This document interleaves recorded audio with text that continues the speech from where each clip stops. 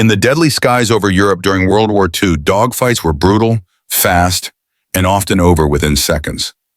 German pilots, especially the seasoned Luftwaffe aces, had earned a terrifying reputation. They considered themselves kings of the air, ruling the skies with superior aircraft and years of combat experience. When whispers began to spread that an all-black American fighter group was flying over the battlefront, the Germans laughed. They mocked the idea that inexperienced African-American pilots could ever stand a chance against them. To the Luftwaffe, this was just another sign of American desperation. They called them the Colored Squadron, and many German pilots believed they would be easy prey, but they had no idea they were about to meet the Red Tails. The story began in 1941, when the United States Army Air Corps faced pressure to allow African Americans to serve as combat pilots. Until then, the U.S. military was segregated. Black soldiers could drive trucks, cook meals, or dig trenches. But flying fighter planes? That was considered unthinkable. The widespread belief among many white officers was that black men lacked the intelligence, discipline, and reflexes required for aviation. It was a deeply racist assumption that denied thousands of capable men their chance to serve. But then came the Tuskegee experiment, a bold initiative launched at the Tuskegee Institute in Alabama. It was meant to test if black men could handle pilot training. What started as an experiment would soon become one of the most inspiring chapters in World War II history. The men who joined the program knew they were walking into an uphill battle. Every time they stepped into the cockpit, they weren't just fighting the enemy abroad, they were fighting prejudice at home. The instructors at Tuskegee were tough, the training brutal. Many trainees washed out, but those who made it through became part of something extraordinary. They were polished, disciplined, and fiercely determined. These were not men who would back down. They trained in planes like the T-6 Texan and the P-40 Warhawk, learning the art of aerial combat with limited resources but unlimited willpower. By 1943, the first group of Tuskegee-trained pilots was ready for combat. They were assigned to the 99th Fighter Squadron, which would later be joined by the 100th, 301st, and 302nd Squadrons to form the 332nd Fighter Group. Their commander, Colonel Benjamin O. Davis, Jr., was a man of exceptional discipline and resolve. He was one of the few black officers in the entire U.S. Army at the time, and he had faced discrimination at every step of his career. But Davis wasn't about to let anyone question his men's ability. He demanded perfection because he knew that one mistake, one failure, would confirm every racist stereotype the world held against them. Their early missions were tough. The 99th Squadron was initially assigned to ground attack operations in North Africa, flying against German and Italian positions. They flew P-40 Warhawks, outdated compared to the Luftwaffe's sleek Messerschmitt Bf-109S and Focke-Wulf 190S. German pilots would taunt them over the radio, mocking their flying skills and calling them Schwarzvogel, blackbirds. Even some American bomber crews doubted them. Rumors spread that the 99th lacked aggression, that they were hesitant to fight. It was unfair, and it hurt morale, but Davis knew what had to be done. Prove them wrong through action. Their chance came over the Mediterranean when the Red Tails, though they hadn't yet earned that name, engaged German fighters head-on.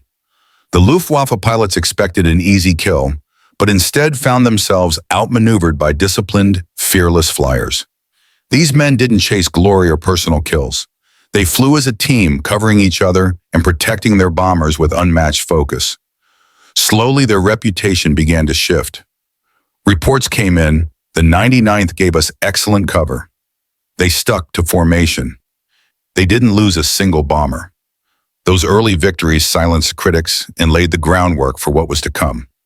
By 1944, the Tuskegee Airmen transitioned to flying P-51 Mustangs, the sleek, silver American fighters that could finally match or even outclass German aircraft. Their planes had distinct crimson-red tails, which made them instantly recognizable in the sky. Soon, bomber crews began to call them Red Tails, a nickname that would go down in history.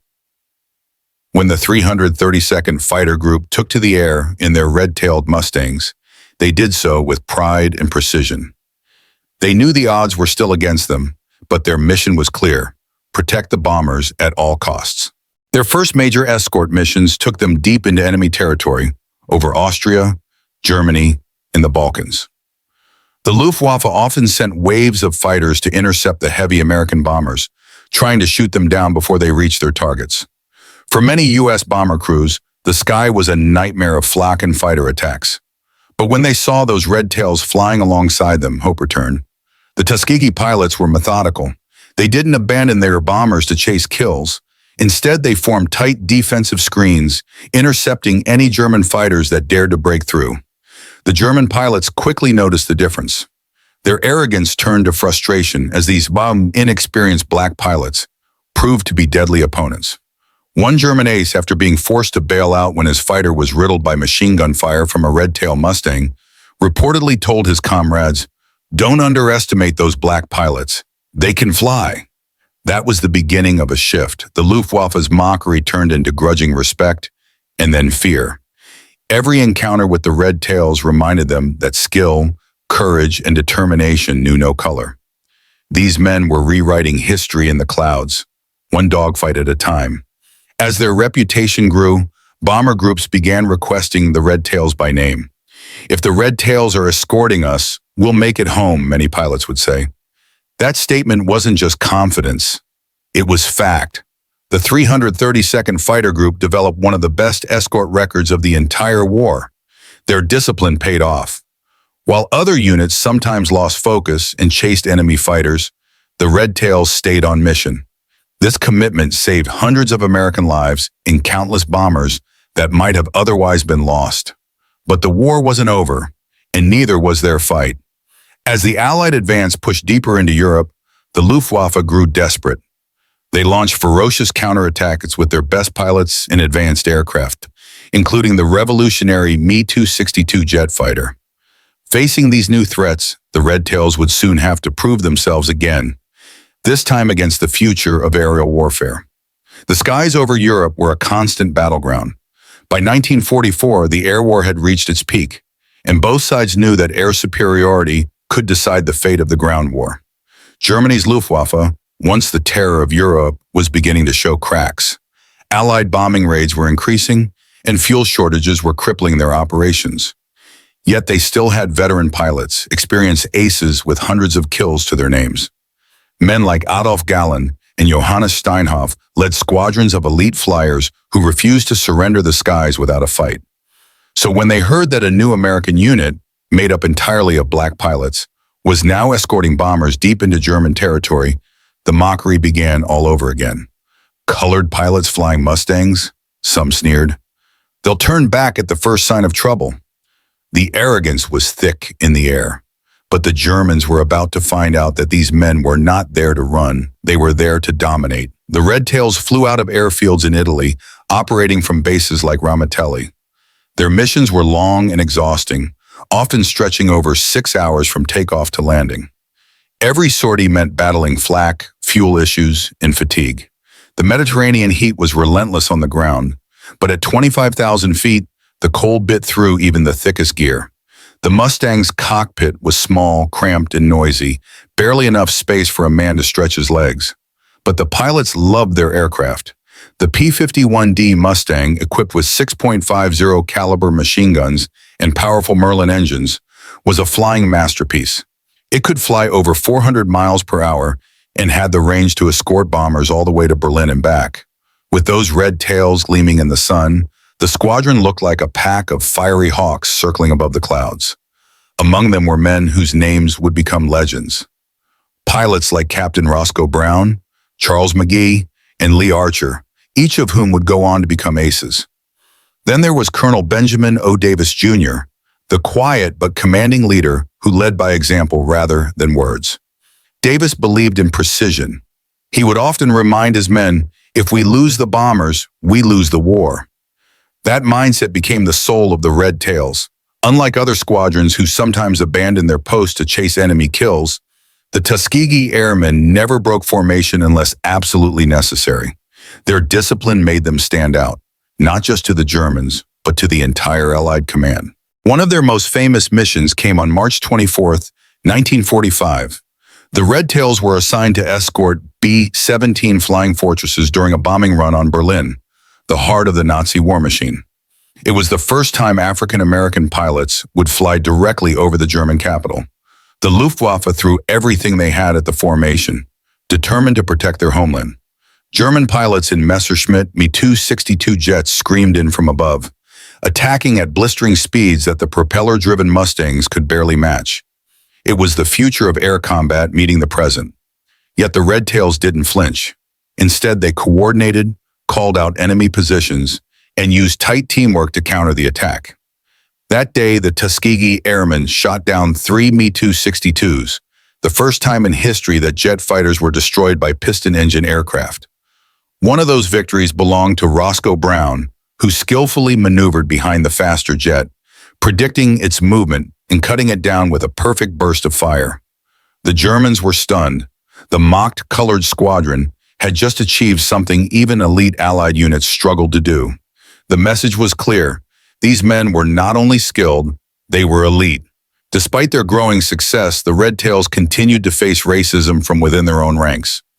Even after months of combat missions, some bomber crews still doubted them, hesitant to trust black pilots with their lives. But those doubts faded as the missions piled up. By mid-1944, reports from Bomber Command showed that the Red Tails had one of the lowest loss rates of any escort group in the entire U.S. Army Air Forces. They were protecting bombers better than anyone else. Crews began to request them specifically. "Give us the Red Tails," they'd say, because whenever those crimson Mustangs were in the sky, the odds of getting home alive skyrocketed. Still, every mission carried immense risk. German anti-aircraft fire, known as flak, filled the skies with black puffs of smoke that could tear a plane apart in seconds. The Tuskegee pilots learned to fly through it calmly, holding formation while explosions shook their wings. Below them, the cities burned. The pilots saw the war's destruction from above. The factories, the rail lines, the ruins. They were fighting not just for victory, but for dignity. Every successful escort, every bomber that made it home, was another blow against the prejudice that had said they couldn't fly. The Luftwaffe, frustrated and desperate, began setting traps. German pilots learned to identify the Red Tails of the Mustangs and sometimes targeted them specifically, hoping to break their morale. In one fierce encounter near Munich, a group of Red Tails was jumped by nearly 24 Messerschmitts. Outnumbered and outgunned, they fought with perfect coordination. Using tight turns and defensive roles, they managed to down several German aircraft while keeping their bombers untouched. Afterward, one American commander reportedly said, "If you're flying with the Red Tails, you've got angels on your wings."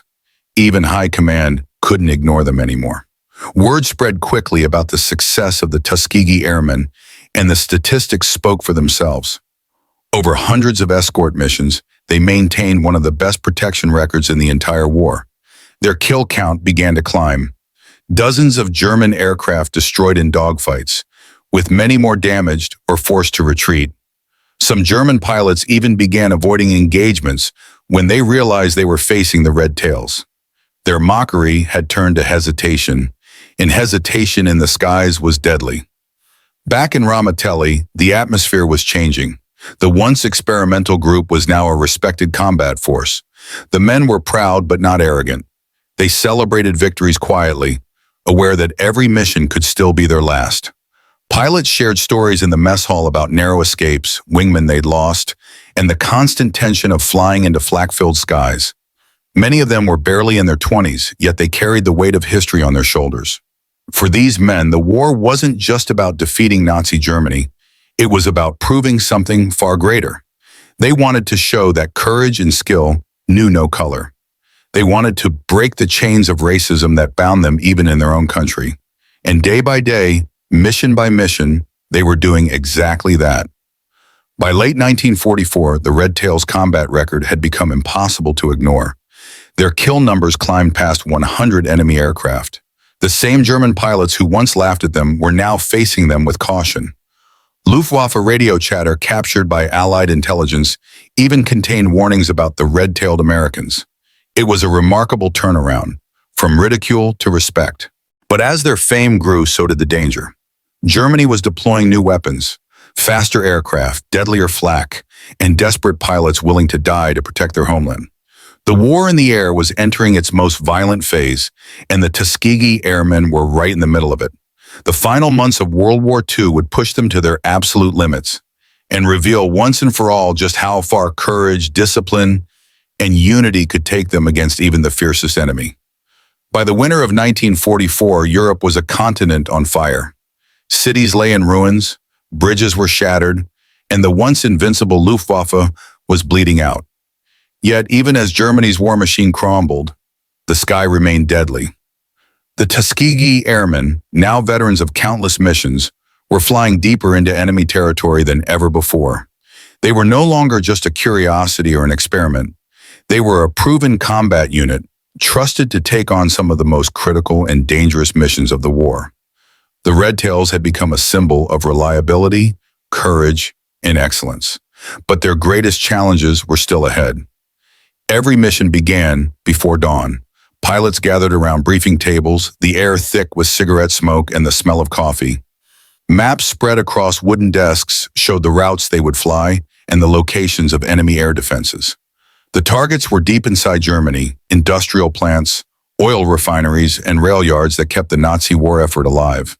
The bomber crews relied on them completely. Without fighter escort, the lumbering B-17 and B-24s would be shredded by German fighters. The Red Tails knew that, and they carried that responsibility with quiet pride. They would often say, "Our mission isn't glory, it's to bring them home." Once the engines roared to life, the base would shake. One after another, the sleek P-51 Mustangs taxied down the runway, their red tails gleaming like a line of fire in the morning sun. The formation climbed high above the Italian countryside, then turned north toward the Alps. The journey to the target zone was long and nerve-wracking. Below them, the landscape shifted from friendly territory to enemy land. The further they went, the more flak batteries they faced. The black bursts of smoke were like deadly flowers blooming in the sky.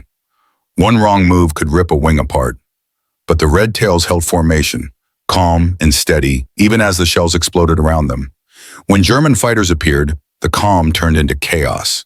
Messerschmitt Bf-109s and Focke-Wulf 190s dove out of the clouds, guns blazing.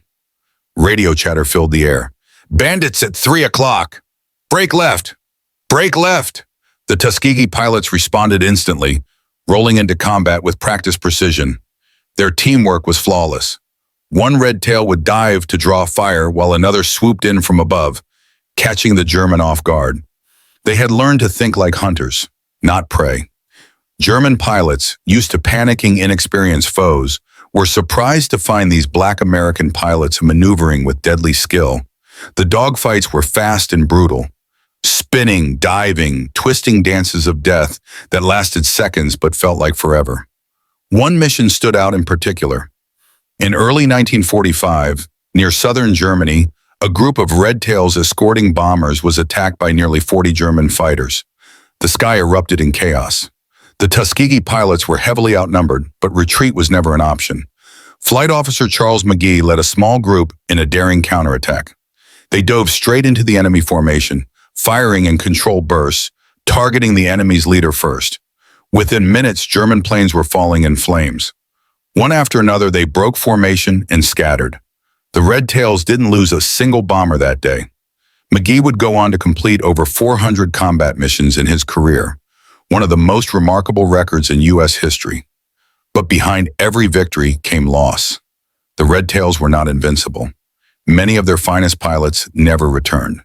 When a pilot failed to come back, the others would wait long into the night, listening for the distant hum of engines that never arrived. There were no grand speeches or celebrations, just silence. The war was cruel, and courage didn't always guarantee survival. Yet those sacrifices only strengthened their resolve. Each fallen comrade became a reminder of why they fought, to prove that valor belonged to all men, not just a chosen few. Meanwhile, word of the Red Tails' success began to reach higher command. Reports praised their discipline and precision. In a war full of chaos and ego, they stood out for their teamwork. Even bomber crews who once doubted them were now writing letters home about the Black Angels who watched over them. Their red-tailed Mustangs had become a beacon of hope in the darkest skies. American newspapers started to mention them, often with surprise, because their excellence shattered long-held racist myths about black soldiers. The press called them heroes, and for once the world was forced to acknowledge their skill rather than their skin color. But recognition didn't erase the prejudice. Even as they racked up kills and medals, the Tuskegee Airmen returned to bases still divided by segregation. They ate in separate mess halls, slept in separate barracks, and endured the same disrespect from some white officers. It was a painful contradiction. Heroes abroad, second-class citizens at home, yet they endured it with dignity. Colonel Davis often told his men, "The best way to fight racism is to excel." And that's exactly what they did, mission after mission, victory after victory. As 1945 arrived, the war's end drew closer. Germany was collapsing, but the Luftwaffe refused to die quietly. In a desperate attempt to stop the Allied advance, they deployed the Me-262 jet fighter in greater numbers. The jet's speed was unmatched. It could outrun any Allied plane. For many squadrons, these encounters were nightmares, but the Red Tails refused to back down. They studied the jets, learned their attack patterns, and found weaknesses. While the Me-262s were fast, they were vulnerable during takeoff and landing. On several missions, the Tuskegee pilots patrolled near German airfields, waiting for the jets to appear. When they did, the Red Tails pounced. In one fierce engagement, they destroyed multiple Me-262s on approach, stunning the German defenders. Once again, the so-called inferior pilots had outsmarted the enemy's most advanced weapon. By this time, the Red Tails' record spoke for itself. They had flown more than 15,000 sorties, destroyed over 100 enemy aircraft, and protected countless bombers. They had faced the best the Luftwaffe could offer, and beaten them with skill, precision, and teamwork. Even German intelligence acknowledged their prowess. Some captured pilots admitted they respected the red-tailed fighters more than any other unit in the sky. For the Luftwaffe, the Red Tails had gone from being a joke to being a nightmare. As the war neared its final months, the Red Tails continued flying mission after mission, escorting bombers into Austria, Hungary, and Czechoslovakia. The end was near, but danger still lurked everywhere. Anti-aircraft fire, sudden ambushes, mechanical failures, any of these could end a life in seconds. Yet they kept flying. They were driven by something greater than orders. They were flying for the men beside them, for the country that doubted them, and for the generations that would follow. When news of Germany's surrender finally came in May 1945, the airfields erupted in celebration. Pilots hugged each other, mechanics cheered, and the Red Tails stood proudly among them. They had survived one of the most brutal air wars in history, and done it with honor. But even in victory, their journey wasn't over. Back home, the fight for equality still waited. The Red Tails had won respect in the skies of Europe, but now they would face a different kind of battle on American soil, a fight for recognition, for justice, and for the right to be seen as equals in the country they had just helped to save. For now, though, as the sun set over the quiet airfields of Italy, the sound of engines faded into memory. The red-tailed Mustangs, once mocked and underestimated, had carved their legend into history. They had shown the world that courage has no color, and that excellence can silence even the loudest prejudice. Their victory wasn't just over the Luftwaffe, it was over the very idea that they didn't belong, and that victory would echo long after the guns of war fell silent. When the war finally ended, Europe lay in ruins. The skies that once thundered with the sound of dogfights had grown silent, and the men who had fought among the clouds began to return home. Among them were the Tuskegee Airmen, the Red Tails, whose courage and excellence had rewritten what the world thought possible. They had fought two wars at once, one against the Nazis in the air, and another against racism on the ground. They had risked everything, not just to win the war, but to prove that valor, skill, and sacrifice had nothing to do with skin color. Yet, when they landed back on American soil, they were greeted not with parades or open arms, but with the same prejudice they had left behind. In Italy, the Red Tails were heroes. Bomber crews saluted them, officers respected them, and even their enemies had learned to fear their name. But in America, segregation still ruled. The same country they had defended still forced them to use separate facilities, live in separate neighborhoods, and serve under white officers who often doubted their worth. It was a cruel irony. Men who had flown through the heart of Nazi Germany to fight racism abroad were now reminded that racism was still alive at home. For many, it was a bitter pill to swallow. But instead of letting it break them, it fueled their resolve even more. They had made history in the skies. Now they would fight for equality on the ground. So the legacy of the Red Tails wasn't measured only in kills or missions. It was measured in the change they inspired. In total, the Tuskegee Airmen flew more than 15,000 sorties and destroyed over 260 enemy aircraft. They sank enemy ships, bombed strategic targets, and protected hundreds of bombers through some of the most dangerous skies in Europe. Their unmatched escort record became legendary. Despite flying hundreds of missions, they suffered fewer bomber losses than almost any other Allied fighter group. Those statistics weren't just numbers. They were proof that skill and discipline could overcome prejudice and ignorance. Even German pilots, who had once laughed at the idea of black fighter aces, came to respect them deeply. Many captured Luftwaffe flyers admitted during interrogation that they could always tell when the Red Tails were escorting the bombers, because the Americans never broke formation. They were impossible to lure away, impossible to outmaneuver. The Germans realized too late that the mocked colored squadron was one of the most effective units the Allies had. The irony of it all was clear. The same pilots who mocked them had been humbled by them in the skies. But the real war, the one for respect and recognition, was far from over. When the Red Tails returned to the United States, they faced the same rigid system of segregation that had existed before they left. Many of them couldn't get jobs as pilots, even after proving their skills in combat. Some went back to menial work, driving buses or working in factories, because commercial airlines refused to hire black pilots. It was heartbreaking for men who had faced death and defeated the Luftwaffe, only to be told they weren't good enough to fly civilian planes in their own country. Yet, they refused to let that stop them. Men like Daniel Chappie James, Roscoe Brown, and Charles McGee kept pushing forward, paving the way for the generations that followed. Colonel Benjamin O. Davis Jr., the man who had led the Red Tails with unbreakable discipline, continued to rise through the ranks. His leadership and the achievements of the Tuskegee Airmen caught the attention of top military officials. Just a few years after the war, their success played a crucial role in a historic moment. In 1948, President Harry S. Truman signed Executive Order 9981, officially desegregating the U.S. Armed Forces. It was a groundbreaking decision that changed the military forever. And it was made possible largely because of what the Tuskegee Airmen had proven in World War II. Their excellence had spoken louder than any protest could. Their story didn't fade into history, it grew. As the years went on, more people began to realize what the Red Tails had accomplished. Historians documented their missions, veterans told their stories, and younger generations of pilots looked up to them as heroes. The name Tuskegee Airmen became synonymous with courage and perseverance. They had turned the mockery of their enemies into admiration and the doubt of their own country into undeniable respect. Every young pilot who took to the skies after them owed something to the trail they had blazed.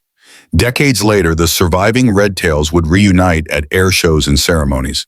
Their once young faces now bore the marks of time, but their pride never faded. They would stand beside gleaming P-51 Mustangs restored to their original red-tailed glory, watching the next generation of Americans, black, white, and everything in between, look up at them with awe. To the children who asked them how they did it, they would smile and simply say, "We believed in ourselves when no one else did." Those words carried the weight of their journey from the dusty airfields of Alabama to the blood-red skies of Europe. Their legacy reached far beyond aviation. The courage of the Tuskegee Airmen became a cornerstone of the American Civil Rights Movement. Their success proved that the barriers of race were built on lies. They had shown the world that character and skill mattered more than the color of one's skin. Without firing a single political shot, they had struck a massive blow against segregation by excelling where others said they couldn't. It was proof that equality wasn't just a dream, it was a reality waiting to be recognized. In later years, Hollywood and historians would tell their story to new generations. But the truth was even greater than any film could capture. These were ordinary men who achieved extraordinary things. They had no guarantees, no support from the system, and no reason to believe the world would ever see them as equals. And yet, they flew. They flew with purpose, with courage, and with pride. Every time they climbed into those Mustangs, they carried not just bombs or bullets, but the hopes of a people who had been told they were less. And in the skies over Europe, they proved that those people were wrong. By the end of the war, the Red Tails' record was among the finest of any fighter group. They had earned over 150 distinguished flying crosses, destroyed hundreds of enemy aircraft, and flown mission after mission with unmatched success. But perhaps their greatest achievement wasn't on paper. It was in hearts and minds. They had changed how America saw its black soldiers, and by extension, its black citizens. They had forced a nation to look in the mirror and confront its prejudice. That was a victory greater than any dogfight. As history marched on, the Red Tails became legends. The men who were once mocked by German aces had become the very definition of American heroism. Their story remains a timeless reminder of what determination and courage can achieve. They didn't just rack up kills, they destroyed barriers. They didn't just fight for victory, they fought for dignity. And in doing so, they helped reshape the very idea of freedom for all Americans. Even today, when those red-tailed Mustangs soar across the sky at memorials and air shows, they carry with them the echoes of those brave souls who refuse to give up. They remind the world that the fight for equality, like the fight for freedom, is never easy, but always worth it. The next time you see one of those gleaming P-51s carving through the clouds, remember the men who once flew them against impossible odds. Remember the Red Tails, the heroes who turned mockery into fear, doubt into respect, and history into inspiration. Because they didn't just win the battle for the skies, they won something far greater. The battle for recognition, for equality, and for the unshakable belief that greatness knows no color.